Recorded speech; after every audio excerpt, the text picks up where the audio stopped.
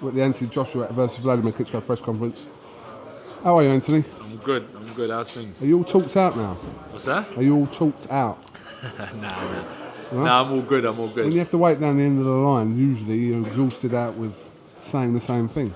Yeah, I understand where you're coming from, but nah, we can have a chat about the boxing. It's what I live for. Do you know what I mean? So it's no problem. Do you know in the press conference where Klitschko was like going, "He's like my little bro," and things like that? I saw you, and you looked like you wanted to say something, but you didn't. Is that right? Not the little bro. As I said, like, he ain't gonna call me his older bro because. No, but it's like kind of like he's his little bro, and it's like he said that. He's called me that. If you look back and reference from the days at ringside, do you know what I mean? So it's not like he's just using that term because we're fighting now. He's used that term before. So for someone who hasn't followed the boxing before, they might be like, "Oh my God, he called him little bro." But if you know, then you'll be like, it just goes over his head because it's a term that he's used many a times before. So when you won the world title, he sort of tweeted you and said, "Congratulations, little bro." I remember that, yeah. Yeah, so, and before on ringside when I went to spar him, you know, me and him, this wasn't even a fight that probably was that I predicted was going to happen. So when he was mentioning little bro, it was coming from a place of, you know, of positivity. So yeah, now we're fighting. He still calls me little bro. It's no problem. Is there too much respect there between you and Klitschko? What do people like? What do you want me to say? You know what, Klitschko, I respect you, but you're a complete cunt. And then it weighs it up a bit. No. You know what I'm saying? At the end of the day, we're gonna fight, and that's all that matters. Do you know what I'm saying? That's all that matters.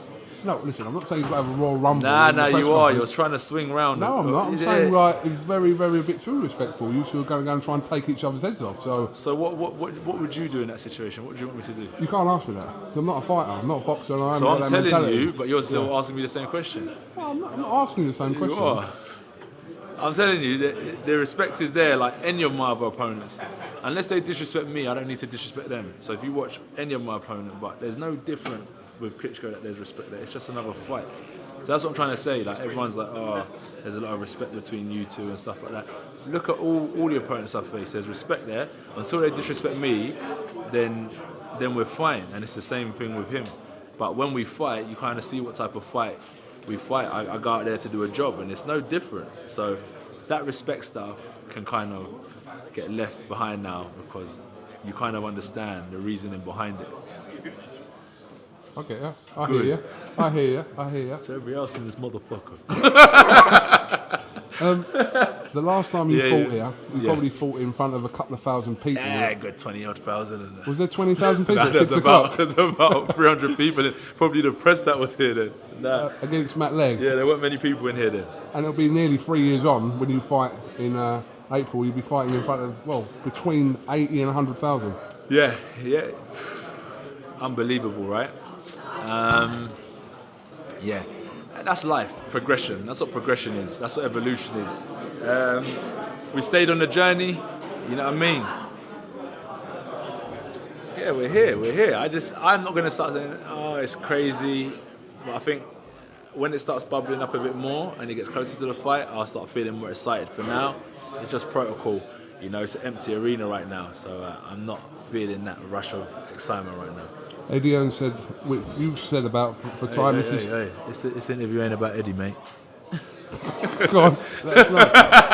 This is phase 3 of Anthony Joshua's career. Yeah.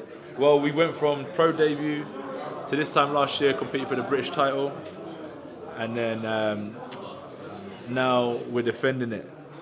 And now we're defending a world title, so you can kind of see the phases that we've gone through. So yeah, this is just a phase 3, yeah. Just before you fought Dylan White this time last year, did you think anywhere in your head, in a year's time, you'll be announcing your third defence against Klitschko? No, definitely not.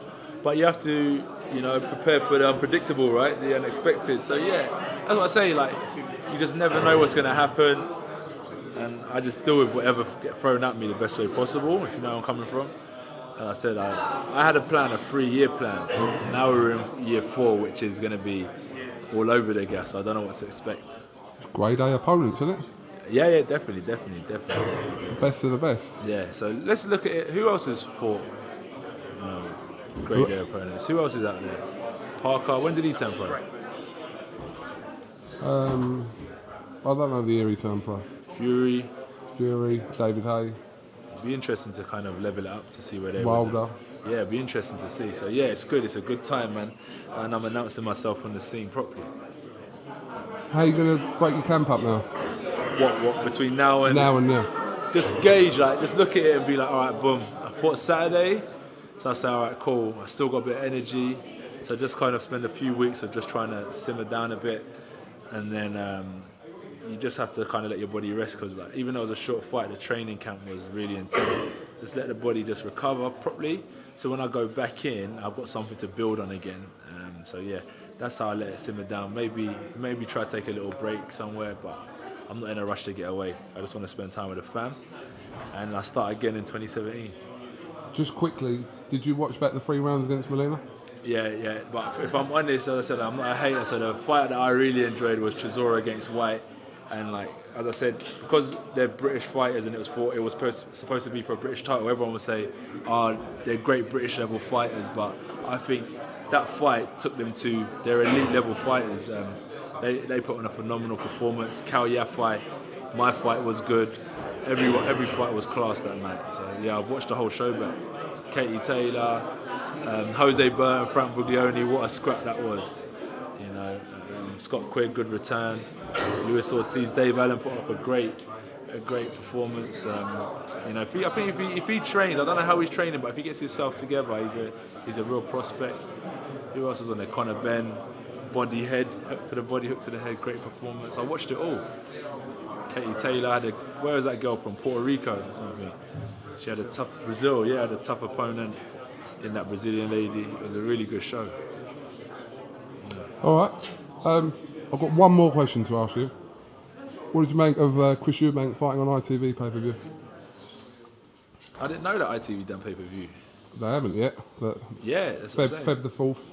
As you said, it's unpredictable, isn't it? I think it's good for him. I think he's happy. If he made that decision to go down that route, he's seen some opportunity there that no one else has seen. I think it's good for him. If he's happy, I'm happy. You can't knock a man for trying. You know, he's looked at the Sky platform that's doing it at the minute and thought, I'm going to go down a different route.